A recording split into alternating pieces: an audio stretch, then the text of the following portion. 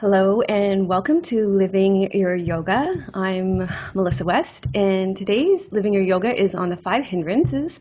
It's a slightly different version than you're used to seeing. For one, I'm inside, and for two, I'm joined by a guest. Today's guest is Jay Forrest. He is the host of Spiritual Wisdom, and Jay's mission is to inspire you to live a peaceful and happy life by learning to think clearly, act wisely, and live mindfully. He combines the latest in neuroscience and psychology with Eastern and Western philosophy to give you teachings to transform your life. Jay is a certified meditation teacher, the author of Practical Buddhism, and the host of Wisdom Podcast. So welcome, Jay. Thank you very much. Thank you for having me. It's great to have you with us today. So we've been doing on my other channel, on Namaste Yoga, we've been doing a whole series of classes on the 5 hindrances, and it's been very interesting to see the response to it. And so actually my students know that I'm having you on, and there have been some questions coming up about them. So I'm very excited to have you here today. So we're going to start off by asking you, a meditation teacher, somebody who's studied Buddhism, what is desire? Well, desire is actually probably not the best translation. I would prefer attachment because there's desires that are passive, those things that just arise in our emotions. And those are not what Buddhism's trying to eliminate, any desire, so you become like, Mr. Spock on Star Trek or something. What Buddhism is trying to do is stop you from being driven by these desires. So, and how are we driven by them is by attachment, by hanging on to them, by giving them the steering wheel of our lives. And so when we look at desire starts with that attraction to something, where we feel that pull. And that pull then is we react to that. And how we react to that depends a lot upon whether or not we suffer. If we have something we're attracted to but we can't have it, what does that immediately cause? It causes suffering, dissatisfaction, which in the Pali, the original language of Buddhism, is called dukkha. Dukkha is that sense, and it's more than just suffering. When you think of suffering, you think of, the real bad things in life. But dukkha is more the idea of a wheel out of kilter. It's just something isn't right. It doesn't feel right. It's not smooth. Our life is bumpy. And that has different levels.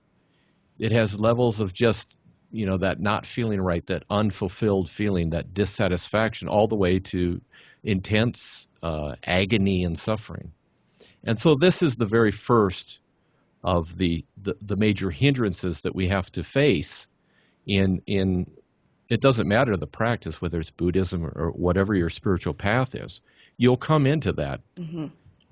You'll come head to head with wanting things that you can't have and having things that you don't want. And it seems sometimes in our lives that that's pretty much the script of our entire life. Well, what's the key? The key here to eliminate that hindrance is to eliminate not the desire, but caring that the desire is there.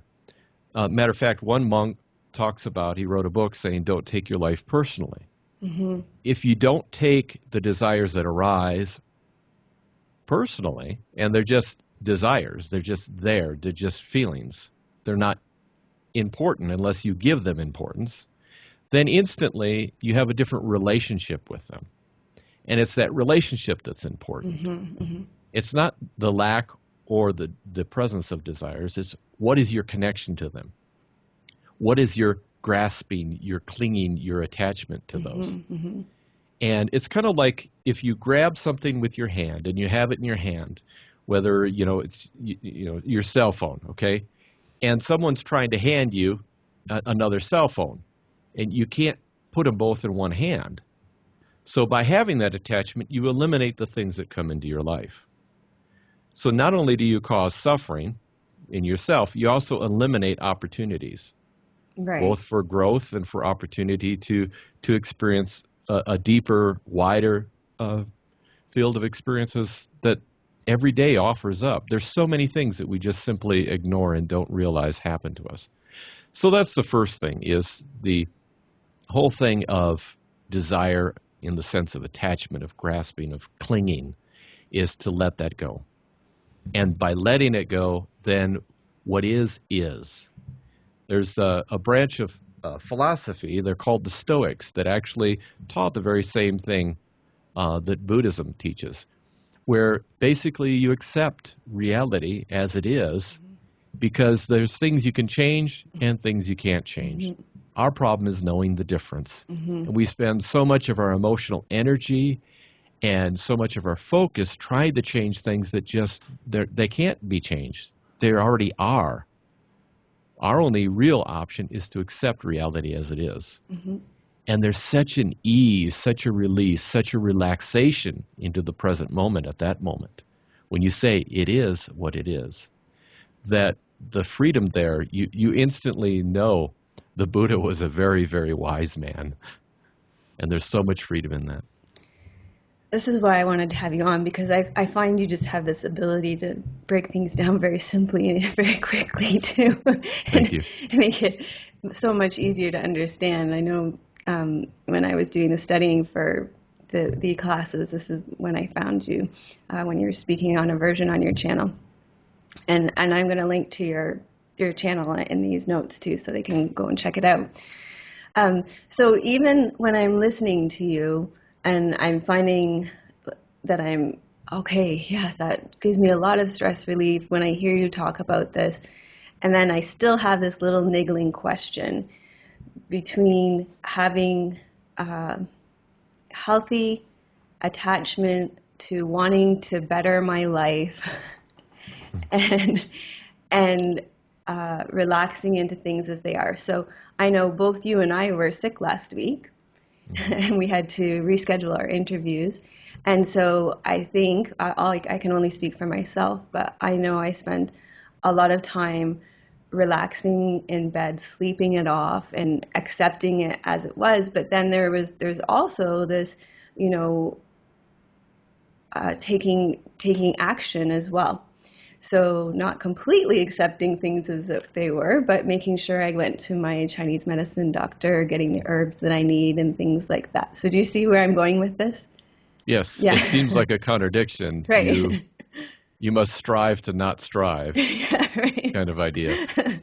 You must be attached to non-attachment. Otherwise, and in a sense, that is true. Mm-hmm. If you think about it, is if you really are not attached to anything, then why would you improve your life? Why would I be attached to that? So one of the distinctions that a lot of the more secular meditation practitioners bring, and this is based upon their study of psychology, especially cognitive behavioral psychology, is when they begin to look at it, they look at it as there's healthy or wholesome attachments and unwholesome attachments. Oh, okay, yeah. There's attachments, and I would say that you can actually look at it differently than that. And I would go further. There's a difference between connection and attachment. Mm-hmm, mm-hmm. You should be connected to your highest goals, connected to your highest ideals, but not attached to them. Okay. Connected means that you're striving for it, but if you don't, because you probably won't get them, you're not suffering because of it. Mm. So it's more of you're pushing yourself to that higher ideal, but not clinging to it so that if you don't get it, it becomes, pain and suffering and agony and the whole, then you get into that whole self-esteem thing. I never can do it. Everything I do always fails. It seems like the more I try, the more I fail, You can get into that and it becomes a rut. It becomes a circle, a cage that we lock ourselves in. And where if it's just connection, these are the things that are important to me. These are the things I put before me as a goal, as something to excel in, something to strive for. But I strive with the idea of not having to attain. Mm-hmm. So you're trying to balance it, yeah. And also being aware, is this striving to something wholesome or something unwholesome? something that would help me in my spiritual development or hinder me in my spiritual development? Will it help me with my relationship with my wife or my daughter or my husband? Or is this going to hinder it? So these are things that I think are important, and these strivings, I think, are wholesome strivings that can be had without the attachment, without the clinging, without the grasping like your life depends on this. So there's an open-handed holding of it rather than a closed hand, if that helps. I think it really does, and it's these things that we get ourselves caught up in. And I think ultimately what I'm taking away from this is that desires shouldn't cause suffering. Right. Yeah. It's really, yeah, you should have desires, but you shouldn't suffer over them. Right. Or a lack of them. Right. Yay. Yay. We figured it out. I love that. Okay, so why don't you tell us, we wanted to keep these interviews nice and short and simple, which I think we've done a good job of. How can people find out more about you and spiritual wisdom? The best way is just to go to my website, which is at jayforrest.org, which is JayForrest.org. Or if you just in Google and you put Jay Forrest, I'll be the first one on the list. So. Nice. Yes. Nicely done. Thank you so much. And in the show notes, I've linked to my YouTube channel and Jay's YouTube channel, and we would both love it if you would subscribe to our YouTube channels. That helps us out a lot. And if you liked our show today, then click the like button. And we have a question for you to leave in the comments. When in your life, well, let's change the question actually. How have you deepened your understanding around desire? What's the thing that stands out to you today as a result of listening to this interview? We would love to hear from you. And if you would like a list of the antidotes to the 5 hindrances, then you can go to the show notes for this today and we scroll down, and there's an opt-in box. You can put your email in and I will send you a list of the antidotes to the 5 hindrances. And also we will, if you want to go to Namaste Yoga 318, that's a class on desire. It's at melissawest.com/318. And I think that will sum it up for today. So thanks so much for being with us, Jay. It was great to have you with us, and I enjoyed collaborating with you today. Thank you very much. Thank you for having me.